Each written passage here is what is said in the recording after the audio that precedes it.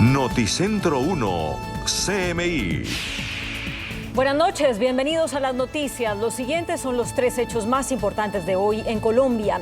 Un general y otros 20 militares admitieron ante la Justicia Especial para la Paz su responsabilidad en más de un centenar de falsos positivos en el norte del país. Los oficiales en retiro enviaron a la JEP documentos en los que piden perdón a las víctimas y se comprometen a seguir declarando para esclarecer los crímenes. Ampliaremos esta noticia en nuestra emisión nacional a las 9 de la noche. Un dramático panorama del desplazamiento en el país presentó hoy, en el Día de los Derechos Humanos, la Oficina de Asuntos Humanitarios de las Naciones Unidas. Según el organismo, entre enero y octubre de 2021, el desplazamiento interno en Colombia se incrementó en un 198% con respecto a 2020. Esta cifra significa que se registraron 64.800 personas desplazadas, es decir, más de 16.200 familias. La ONU aseguró que el aumento del desplazamiento es debido al incremento de la violencia que ejercen los grupos armados en las regiones. Ampliaremos esta noticia en nuestra emisión nacional a las 9 de la noche. La Mesa de Concertación Salarial definió hoy los puntos de partida para el ajuste de salarios para el 2022. Durante la sesión, el DANE reveló que la cifra de productividad por mejor desempeño de la economía es 1,19%. Esta cifra permitiría reconocerles una adición salarial a cerca de 12,8 millones de trabajadores que devengan el mínimo. Ampliaremos esta noticia en nuestra emisión nacional a las 9 de la noche. Las siguientes son las noticias más importantes del mundo hoy. Creador de la vacuna de Pfizer advierte que 2 dosis de la vacuna contra el COVID no son un esquema completo y recomienda la tercera dosis después de 3 meses. Alemania ordena vacunación obligatoria para trabajadores de la salud. Golpe de la Corte Suprema de Estados Unidos. Mantiene en pie ley antiaborto de Texas, pero deja abierta la puerta a que sea demandada. México confirma 55 migrantes muertos tras accidente de camión que los transportaba. Las víctimas eran de 5 países diferentes. Alerta roja en Chile por incendio que ya destruyó más de 100 viviendas.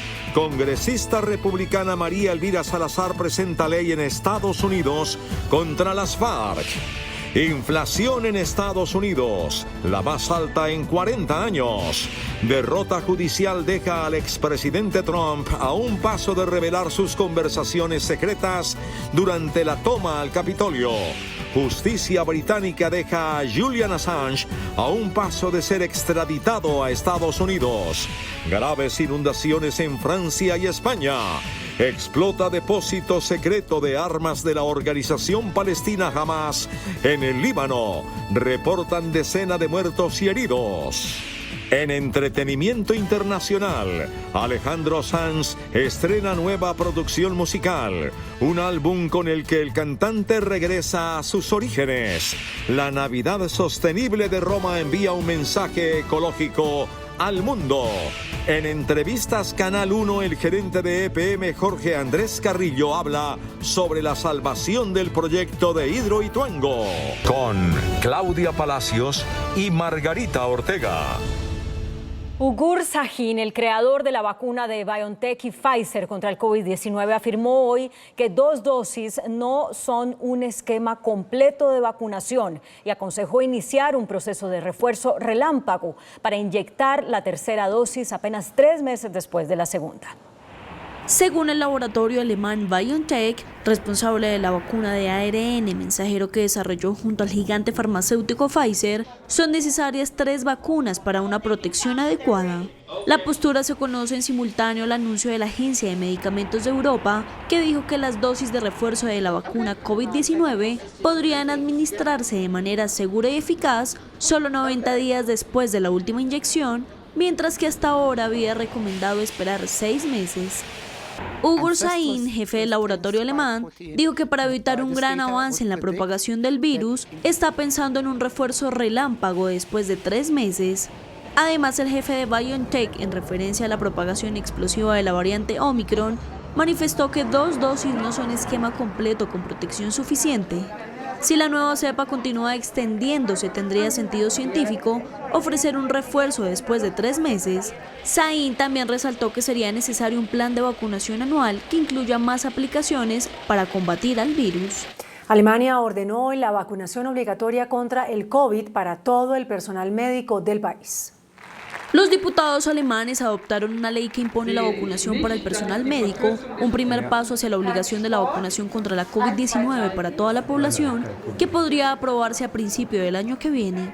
El proyecto de ley, que busca proteger a los grupos particularmente vulnerables, fue ampliamente respaldada con 571 votos a favor y 80 en contra.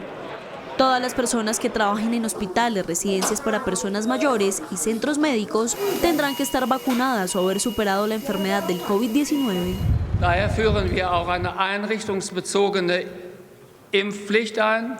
Eine solche Impfpflicht ist notwendig, denn am Ende des 2. Jahres der Pandemie ist es in keiner Weise akzeptabel, dass in Einrichtungen, wo Menschen leben, die ihren Schutz uns anvertraut haben, dass dort noch unnötigerweise Menschen sterben, weil Ungeimpfte dort.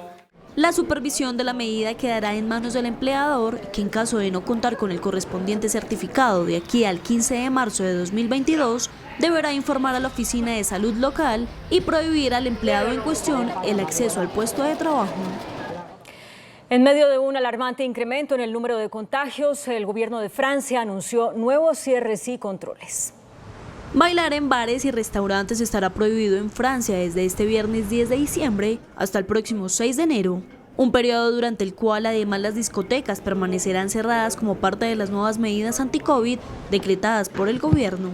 Enfin, et c'est la seule exception que nous ferons à notre principe de ne pas restreindre d'activité, nous fermerons les discothèques pendant les 4 prochaines semaines.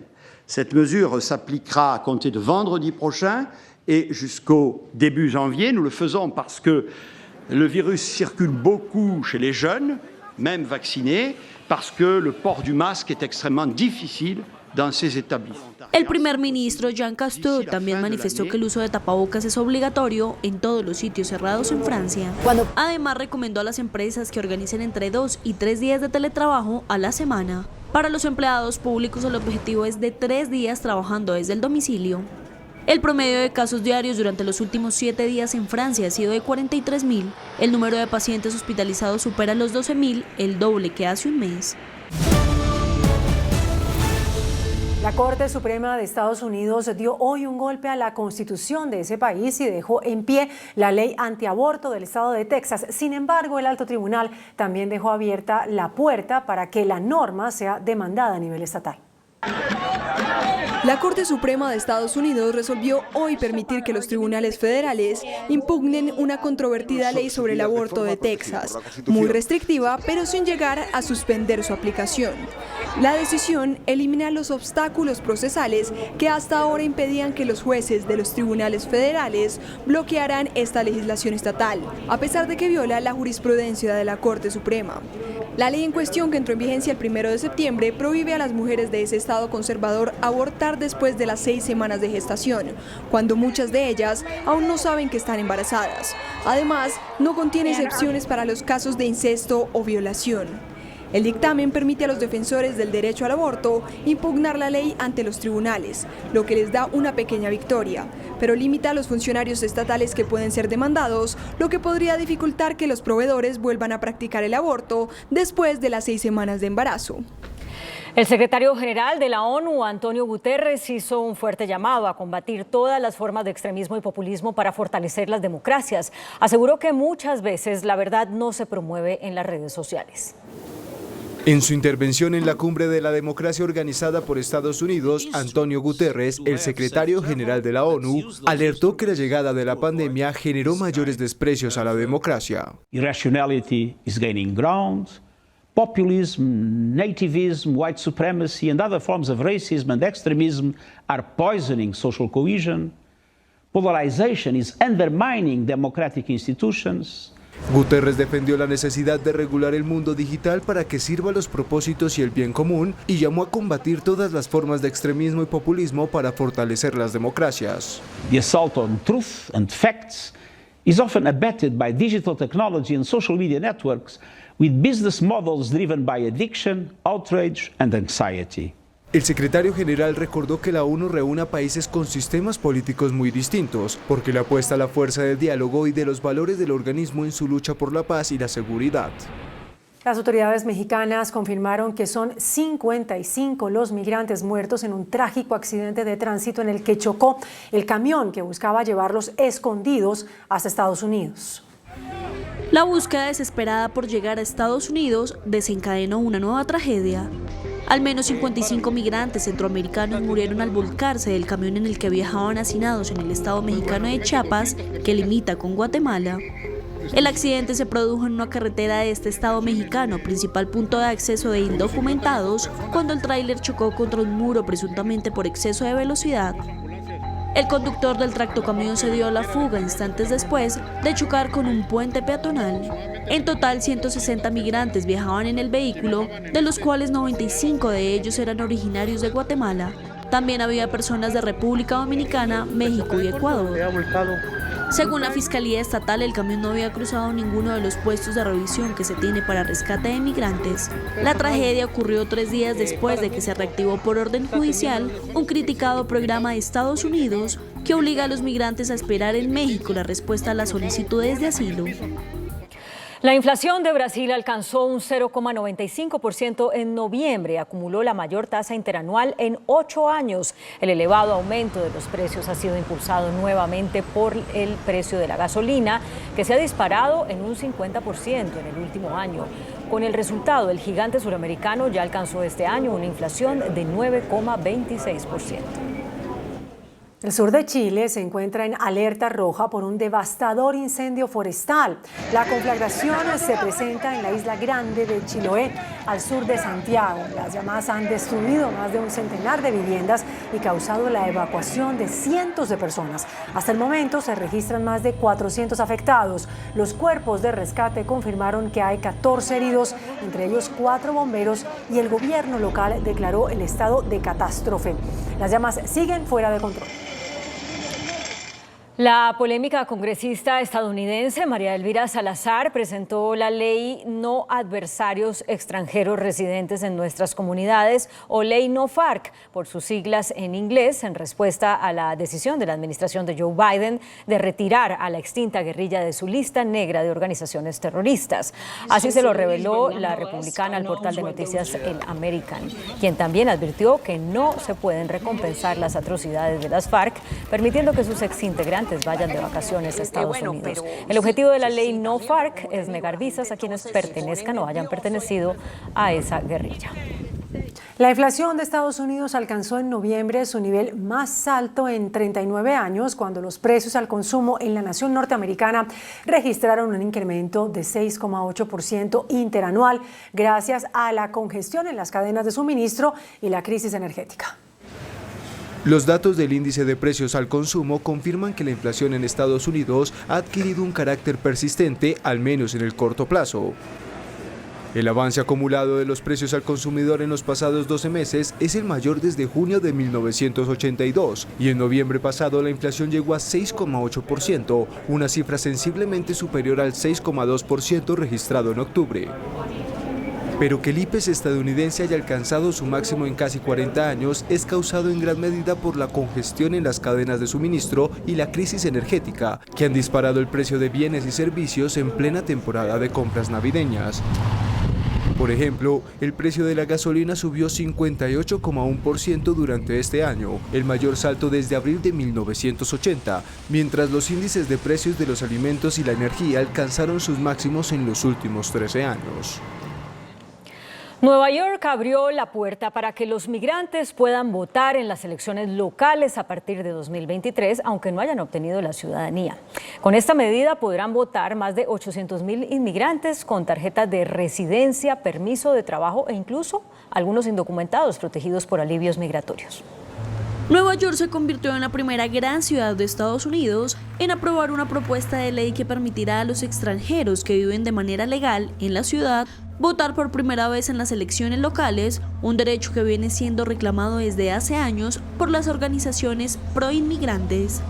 Los extranjeros con estatus legal que residen en la ciudad de Nueva York podrán votar desde ahora en adelante en las elecciones municipales bajo un proyecto de ley aprobado por el Consejo de la Ciudad. La iniciativa beneficiará a unos 800.000 extranjeros con permiso de residencia y a los llamados Dreamers o soñadores, los jóvenes que fueron traídos a Estados Unidos de niños por sus padres de manera ilegal. La nueva ley permitirá a todos ellos sufragar en las elecciones locales de comisionados y otros funcionarios e incluso para la alcaldía de Nueva York. El expresidente Donald Trump sufrió una derrota judicial que lo deja a un paso de tener que revelar sus conversaciones secretas durante la toma al Capitolio, algo que podría poner fin a sus aspiraciones de reelección. La única esperanza del exmandatario es que prospere un recurso de revisión que pidió ante la Corte Suprema. Un panel de la Corte de Apelaciones de Estados Unidos rechazó de forma unánime el segundo intento del expresidente Donald Trump de mantener alejados los documentos de su administración del Comité Especial que investiga el asalto al Capitolio del 6 de enero. Se trata de más de 700 documentos que alberga el Archivo Nacional sobre la administración Trump y que a inicios de noviembre un tribunal dio luz verde para ser entregados al Congreso, pero luego Trump apeló. La Corte desestimó los argumentos de los abogados del exmandatario que alegaban que el expresidente podría ejercer reclamos de privilegio ejecutivo para evitar que la administración actual comparta los textos. Horas después de conocida la decisión, la portavoz del expresidente dijo que solicitaría la intervención de la Corte Suprema. La justicia británica dejó abierta la puerta para que el fundador de Wikileaks, Julian Assange, sea extraditado a Estados Unidos. Estados Unidos ganó un recurso ante el Tribunal de Apelación de Londres contra un fallo de enero pasado que había denegado la extradición del activista de Wikileaks, Julian Assange, a ese país por riesgo de suicidio. Los jueces de este tribunal han concluido que el gobierno estadounidense ha ofrecido suficientes garantías de que Assange recibirá el trato adecuado para proteger su salud mental y dictaron que puede ser extraditado. La prometida de Assange, Stella Morris, afirmó que se trata de un fallo injusto, peligroso y equivocado. How can these courts approve an extradition request under these conditions? How can they accept an extradition to the country that plotted to kill Julian, that plotted to kill a publisher because of what he published? This goes to the fundamentals of press freedom and of democracy. We will fight. Every generation has an epic fight to fight, and this is ours. El fundador de Wikileaks, que tiene 50 años, sería juzgado en Estados Unidos por publicar documentos diplomáticos y militares secretos, principalmente estaban relacionados con los conflictos entre Estados Unidos, con Afganistán e Irak. Dos provincias del suroeste de Francia están en alerta roja por graves inundaciones. Las calles de la ciudad francesa de Bayonne han quedado completamente inundadas debido a las fuertes precipitaciones que han azotado el suroeste del país. La cantidad de lluvia ha sido tal que el río Nif, que cruza la ciudad, se ha desbordado, bloqueando el 90% de la misma.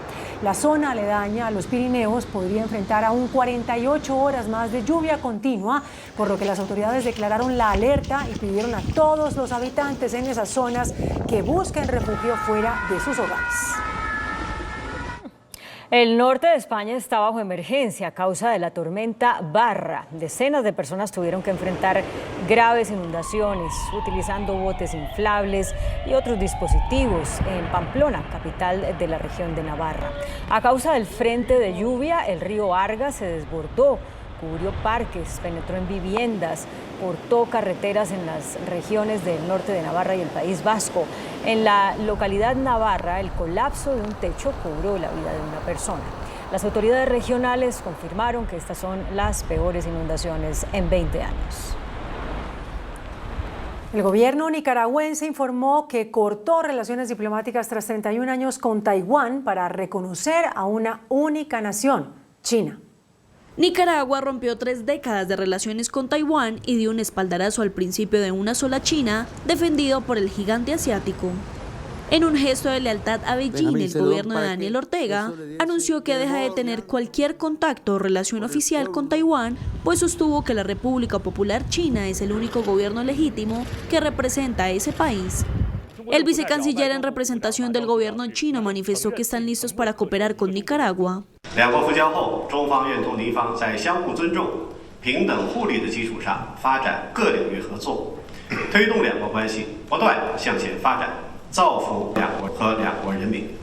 Taiwán respondió rápidamente, expresó dolor y pesar por la decisión y señaló que Ortega ha desatendido la amistad entre los pueblos de Taiwán y Nicaragua.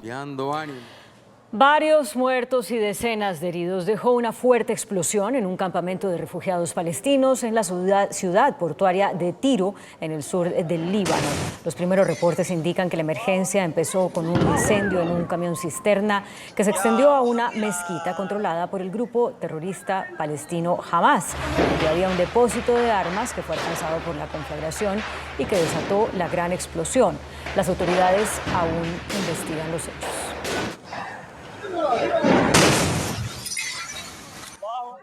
Condenaron a 3 años de prisión a un párroco italiano que robó el dinero de sus feligreses para gastarlo en drogas y en orgías durante la pandemia. El prelado logró un acuerdo con la justicia y pagará más de 3 años y medio de cárcel. Francesco Spagnesi, el sacerdote italiano involucrado en un caso de robo, narcotráfico y escándalos sexuales, logró un acuerdo con el juez de instrucción del Tribunal de Prato, Italia, y aceptó una condena de 3 años y 8 meses de prisión. El párroco fue encontrado culpable de robar el dinero de curia donado por sus feligreses y usarlo para financiar sus consumos de drogas en fiestas sexuales, donde realizaba orgías gay sin tener ningún tipo de protocolo de seguridad en medio de una pandemia. Spagnesi fue acusado de intento de lesiones graves, pues se le señaló de haber escondido ser portador de enfermedades de transmisión sexual a sus múltiples parejas con las que tuvo relaciones sexuales. Además, se le imputaron cargos de narcomenudeo, tráfico y desfalco. Elon Musk, el presidente ejecutivo y fundador de Tesla y SpaceX, aseguró que está pensando en dejar sus trabajos y convertirse en un influenciador de tiempo completo. El hombre más rico del mundo afirmó desde su cuenta en Twitter que sería bueno tener un poco más de tiempo libre en lugar de trabajar día y noche los 7 días de la semana. El mes pasado, Musk preguntó a sus seguidores en Twitter si debería vender el 10% de su participación en Tesla. La mayoría de las personas estuvo de acuerdo. Desde entonces, se ha desprendido de casi $12.000 millones en acciones. Según el millonario Musk, el modelo de negocio de quienes viven de las redes sociales hace inservible su sacrificio y compromiso con sus trabajos actuales.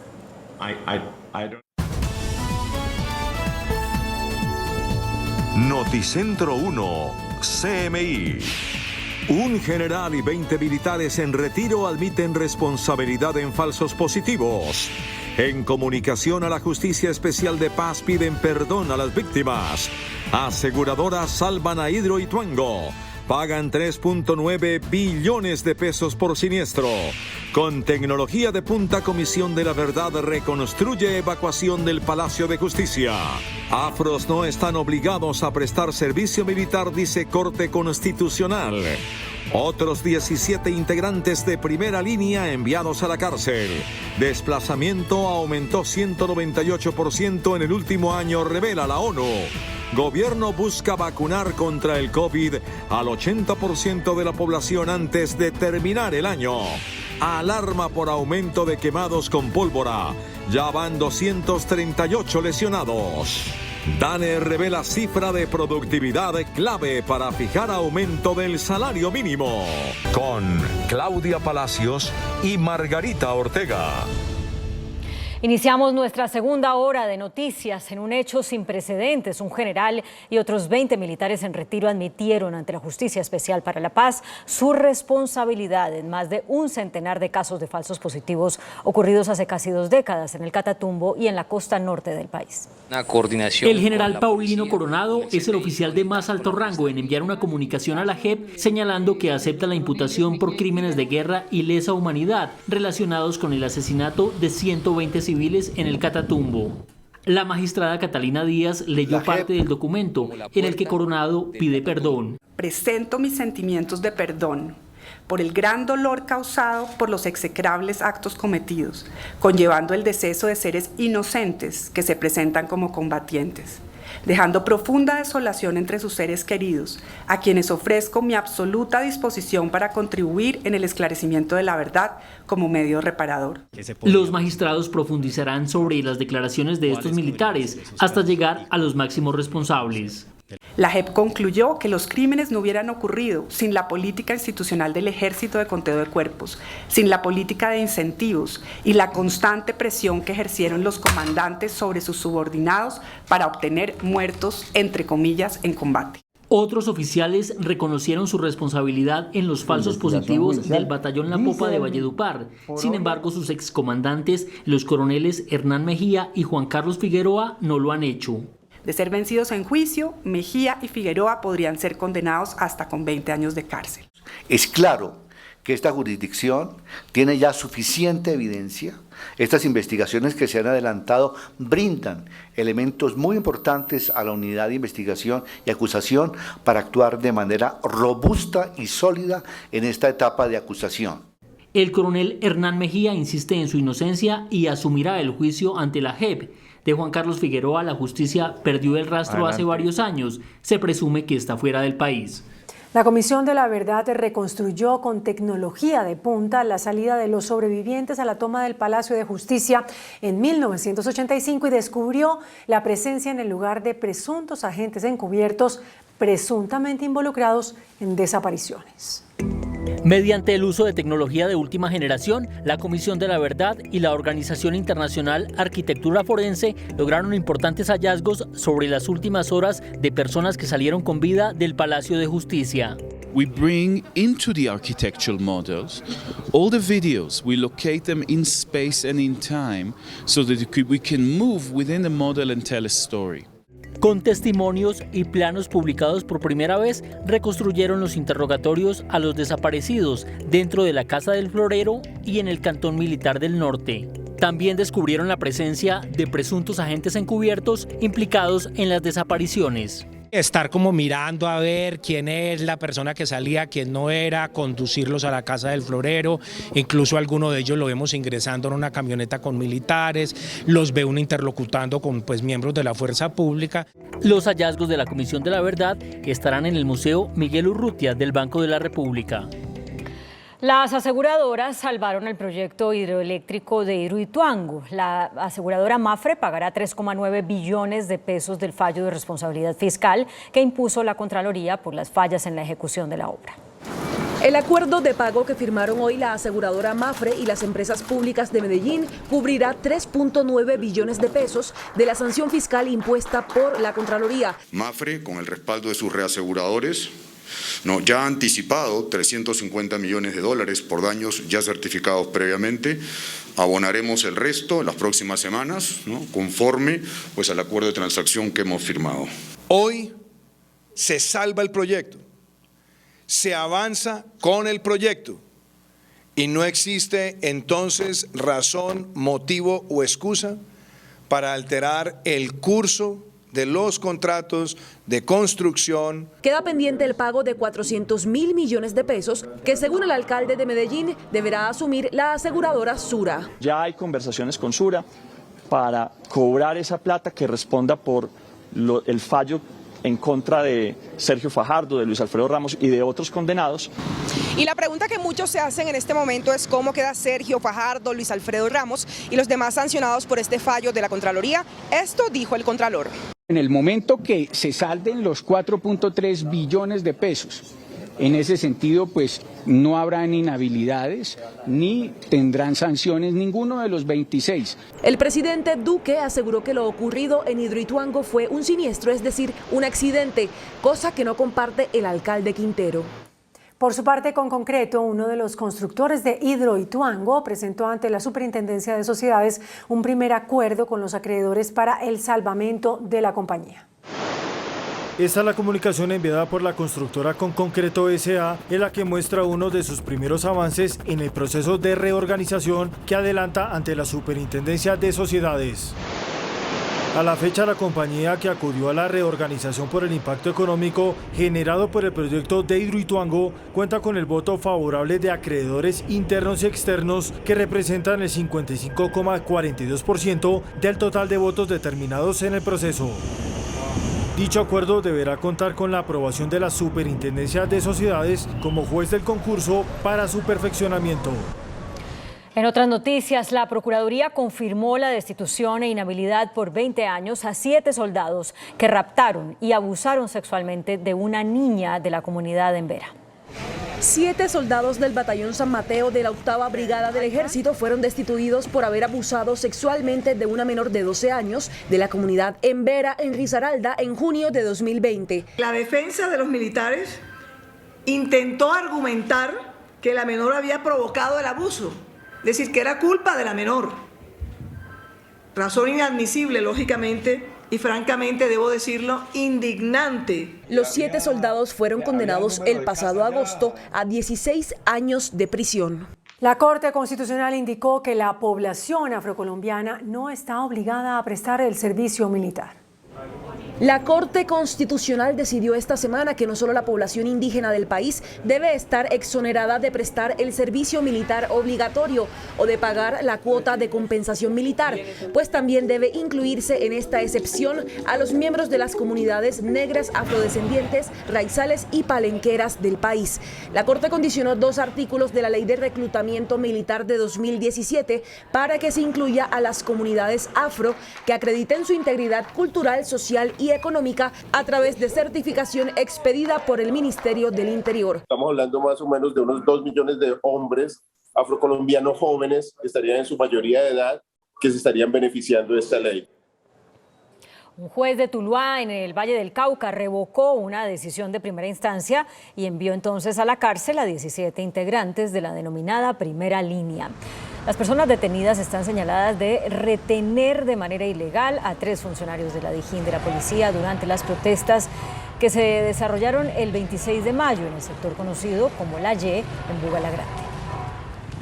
La Procuraduría llamó a juicio disciplinario al capitán de la policía Manuel Rodríguez Cubillos por la muerte del joven Dylan Cruz durante las protestas de noviembre de 2019. La Procuraduría formuló pliego de cargos contra el oficial por haber accionado de manera indebida su arma de dotación, a pesar de ser un policía altamente entrenado en el manejo de armas no letales y control de multitudes. Arrancó el proceso judicial contra un integrante del escuadrón antidisturbios de la policía por el homicidio de un joven quien recibió un impacto de gas lacrimógeno en la cabeza durante las protestas del paro nacional en Bogotá.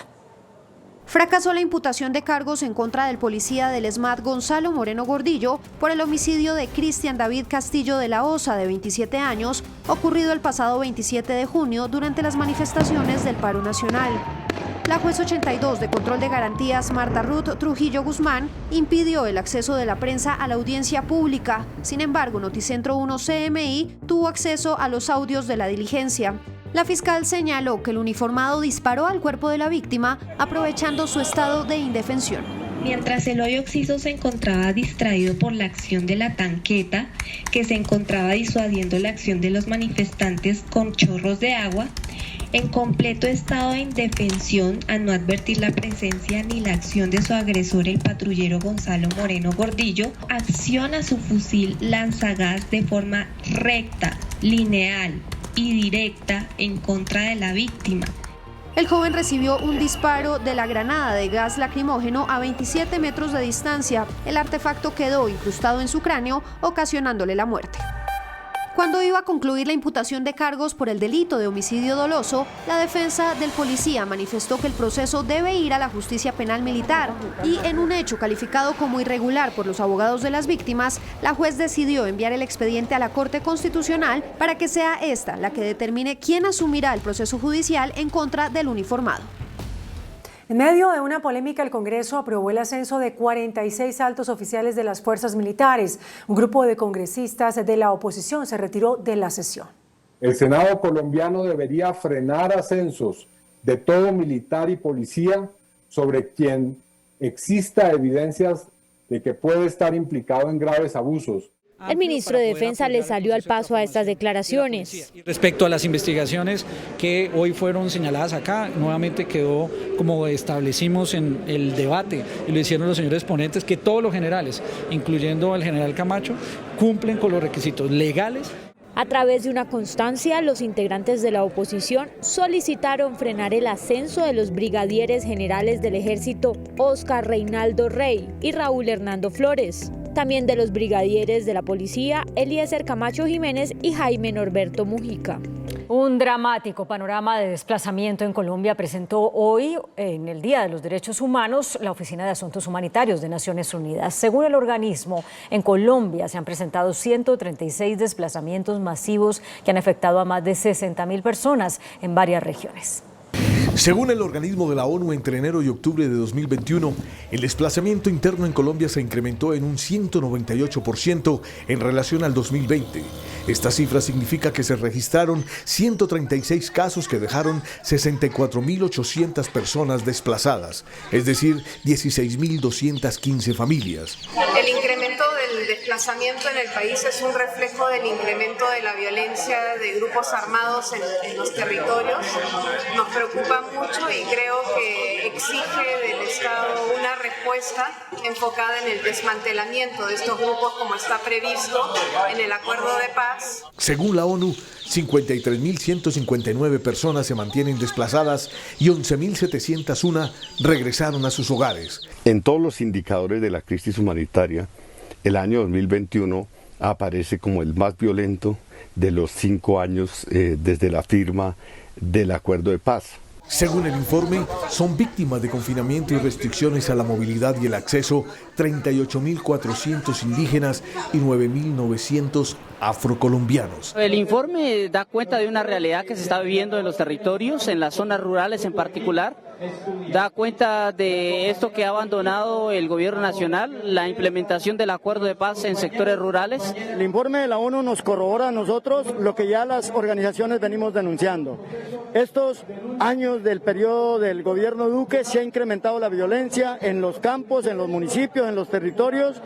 Las regiones más afectadas son el Pacífico con el 75% de desplazamiento. En esta región, según la representante de la Alta Comisionada de los Derechos Humanos, 45 defensores de derechos humanos han sido asesinados en el Valle, Cauca, Chocó y Nariño. La gente pide un acuerdo humanitario ya para esa región. Creemos que es muy importante investigar los hechos que se han denunciado. Nos preocupa que más bien se hayan interpelado a las personas que han denunciado esta situación. La segunda región es Argelia, Cauca, con 6.778 personas desplazadas. Hoy por hoy estamos viendo un confinamiento debido a un paro armado que ya cumple más de una semana. El organismo también denuncia que se han registrado más de 200 ataques contra la población civil, lo que representa un aumento del 41% con respecto al año anterior. Precisamente en el municipio de Argelia, en el Cauca, se mantienen los fuertes enfrentamientos entre grupos armados. 4 personas resultaron heridas tras una explosión en una vivienda. Los hechos se presentaron en la vereda Los Pinos del corregimiento de Puerto Rico, jurisdicción del municipio de Argelia, Cauca, donde 4 personas resultaron heridas por un artefacto explosivo lanzado en medio de fuertes combates entre el Ejército Nacional y las disidencias de las FARC. Entre los heridos se encuentran los padres del secretario de Planeación Municipal. Hubo unos enfrentamientos y un artefacto explosivo cayó sobre la casa de mis papás, resultando pues mamá y papá heridos y 2 de los trabajadores heridos. A través de un comunicado, la tercera división del Ejército Nacional culpó a las disidencias de las FARC de lanzar indiscriminadamente el artefacto explosivo. Tras el prolongado paro armado, la escasez de víveres y combustible empieza a hacerse cada vez más visible. La unidad de búsqueda de personas desaparecidas reveló que en la región del Magdalena Medio está buscando los cuerpos de al menos 2.500 desaparecidos por el conflicto armado. Se estima que al menos en 3 departamentos del país, cerca de 2.500 personas fueron desaparecidas desde 1970 hasta diciembre de 2016. En esta región que nosotros hemos articulado con algunos municipios del Magdalena, un municipio de Antioquia y varios de acá del Santander, tenemos una cifra de más de 2.500 personas desaparecidas durante el conflicto armado. Durante la firma del Pacto Regional Humanitario por la búsqueda de personas dadas por desaparecidas, se dieron a conocer los posibles actores detrás de las desapariciones. Refiere tanto a agentes del Estado como también a grupos paramilitares y un tercer segmento, las guerrillas. El evento fue realizado en la ciudad de Barrancabermeja en conmemoración al Día Internacional de los Derechos Humanos. El gobierno convirtió hoy en política pública las garantías y el respeto a la labor de defensa de los derechos humanos y el liderazgo social. Así lo anunció el presidente Iván Duque durante un acto en la Defensoría del Pueblo. Mediante un documento COMPES, es decir, que fue concertado y que será ejecutado por todas las entidades oficiales, el Gobierno Nacional adoptó como política pública la promoción, prevención y protección de la labor de defensa de los derechos humanos en Colombia. El anuncio lo hizo el presidente Iván Duque durante la clausura de los actos de conmemoración del Día Internacional de los Derechos Humanos en la sede de la Defensoría del Pueblo en Bogotá. Un documento con visión de Estado, que no tiene la temporalidad de simplemente reducirse a un periodo de gobierno, sino que fija los derroteros de largo plazo. La directora de Planeación Nacional, Alejandra Botero, fue la coordinadora del documento y estimó que el plan tendrá una inversión de 143.000 millones de pesos. Tenemos un plan de acción y seguimiento para los próximos 5 años, que está hasta el 2026, donde el 28% de las acciones se van a adelantar de acá al 6 de agosto. El defensor del pueblo, Carlos Camargo, acompañó la preparación del documento COMPES, que según dijo, será una política pública sin antecedentes en el país. Es un hito histórico que por primera vez en Colombia establece una política pública dirigida específicamente a prevenir los riesgos y a proteger a líderes y lideresas sociales. La vicepresidenta Marta Lucía Ramírez destacó que la mayor protección será para las lideresas sociales. Es un COMPES de política pública para garantizar la labor de los defensores de derechos humanos, y allí se hace un énfasis en las mujeres defensoras de derechos humanos.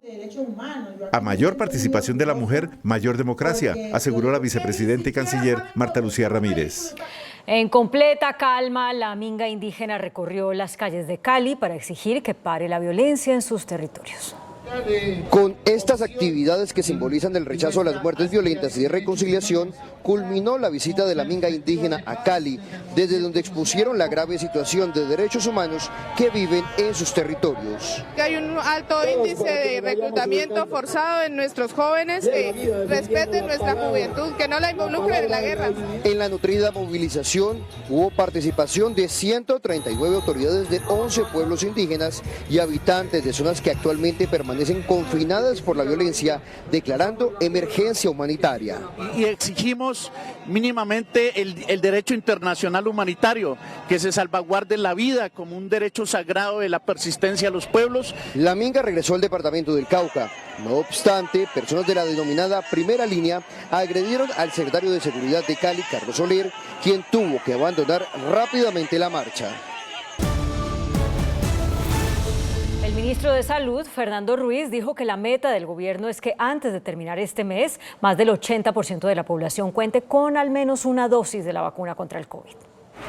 El ministro de Salud, Fernando Ruiz, luego de presidir un puesto de mando unificado en Cúcuta, hizo un llamado urgente a la población que aún no se ha vacunado para que lo haga lo más pronto posible. Hizo un llamado a todos los entes, todos los gobernadores, alcaldes, secretarías de salud para avanzar en esa vacunación lo más pronto posible. El gobierno nacional aspira a contar con una vacunación cercana al 90% para de esta forma evitar una cuarta ola de la pandemia. La expectativa es que si tenemos una vacunación lo más cercana al 90% y tenemos las personas mayores de 50 protegidas, logramos reducir el impacto de una posible cuarta ola. Hay una meta que pretende cumplir durante este mes en cuanto a vacunación, especialmente con la población mayor de 50 años. Pues nosotros esperamos terminar diciembre, ojalá un poquito encima del 80%.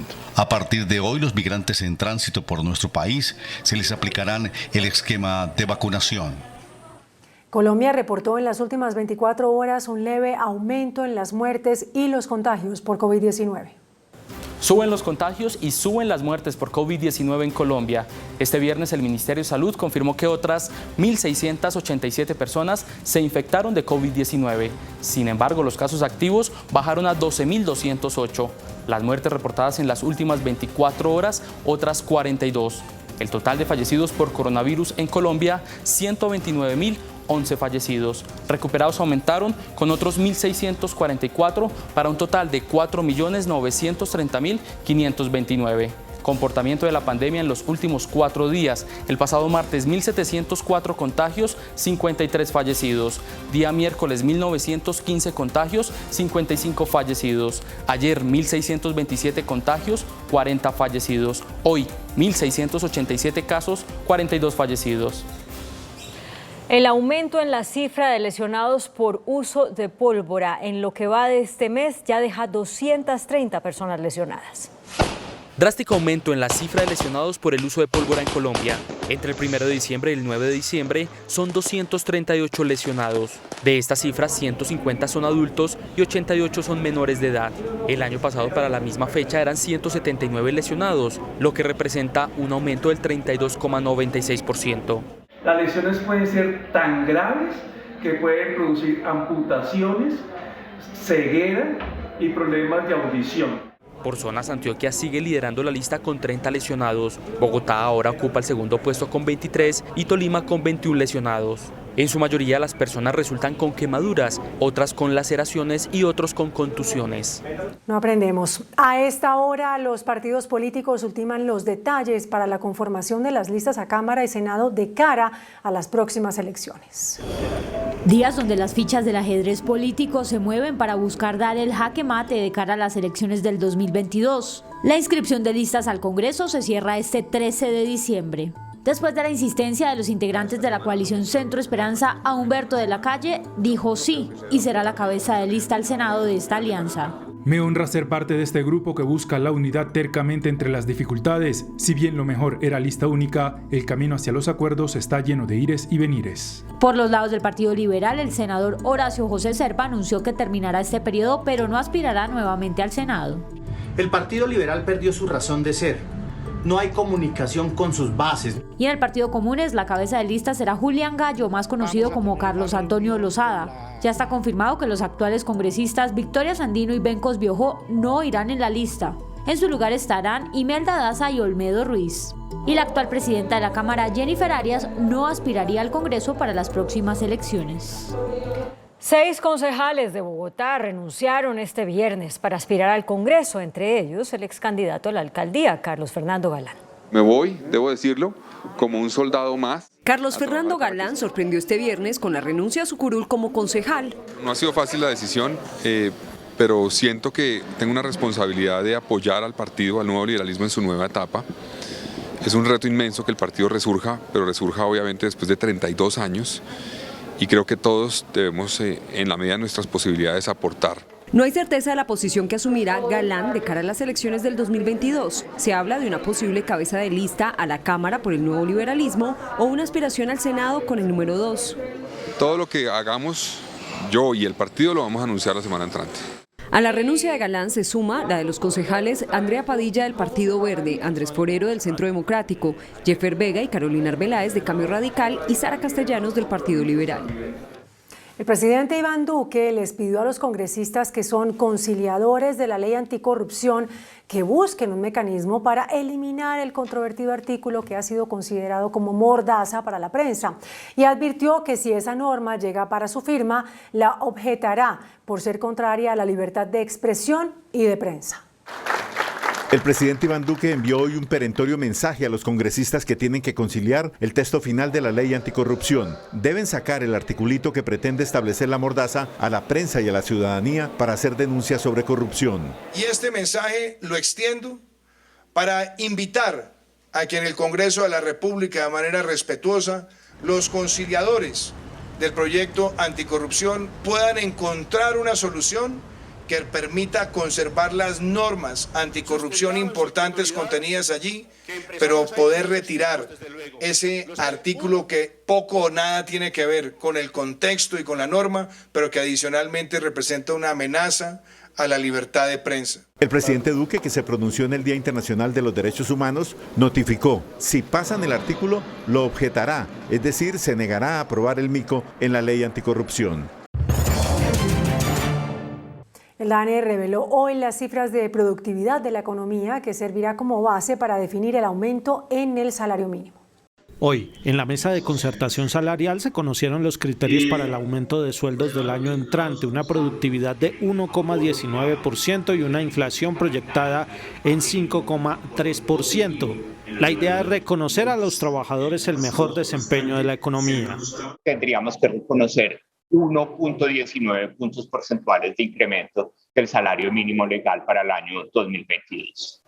¿Cuántas personas devengan el mínimo en Colombia? Aproximadamente el 64,2% de esas casi 20,2 millones de personas ocupadas están devengando hasta un salario mínimo. Las centrales obreras plantearon el fuerte impacto de la inflación. Los que más han llevado del bulto en términos exactamente de la situación inflacionaria en Colombia son los de salario mínimo. En total da 6,38% la inflación para esos estratos. La mesa de concertación volverá a reunirse el próximo lunes. La Comisión de Regulación de Energía y Gas pidió inversiones a la Red Eléctrica Nacional para la implementación de los proyectos de contadores inteligentes. Se trata de la infraestructura de medición avanzada la cual viene desarrollando Colombia y la cual busca eficiencia en el servicio de energía y tarifas justas para los consumidores. Contadores inteligentes es una de las medidas que se evalúa, pero para ello la Comisión de Regulación de Energía y Gas anunció un proyecto piloto para su implementación con el fin de evitar alzas en los precios de energía. Sin embargo, advierte que el gobierno debe trabajar en inversiones para la renovación de la red eléctrica del país. La digitalización del servicio va en línea con los programas de transformación energética del territorio nacional. El índice de capitalización de la bolsa, que mide el comportamiento de las 20 principales acciones, cerró a la baja. El informe bursátil. El índice selectivo MSCI Colcap de la Bolsa de Valores de Colombia bajó 0,71% a 1.389 puntos. La acción del Grupo Argos fue la que más subió, con una valorización de 2,96% a 13.900 pesos. La acción de Promigas fue la que más bajó, con una pérdida de 3,24% a 7.315 pesos. La acción más negociada de la jornada fue la del Grupo Nutresa, al movilizar más de 8.000 millones de pesos, con una variación negativa de 1,85% a 27.530 pesos. FENALCO Bogotá, Cundinamarca, alertó sobre un mico en la ley que busca crear la región metropolitana. Asegura que en la norma está camuflada la creación de nuevos impuestos para Bogotá y los municipios vecinos. FENALCO alertó sobre un mico en el proyecto de ley de la región metropolitana Bogotá-Cundinamarca. Se trata del artículo 43, que crea nuevos impuestos. Le está dando la potestad a la administración distrital, a la gobernación y a las alcaldías de los municipios que están incluidos dentro de esta región metropolitana para poner una sobretasa de hasta el 5% en los impuestos por ellos administrados. De ser aprobado el texto así como está, la sobretasa impactaría las tarifas de impuestos como el predial, el de vehículos, la contribución por valorización y el alumbrado público. Esto es irracional, esto no debe pasar. Por favor, hay que retirar este artículo 43. FENALCO considera inconstitucional este artículo que tiene fines tributarios y está camuflado en una norma que busca organizar administrativamente el territorio. El dólar cerró a la baja. Indicadores económicos en Noticentro 1 CMI.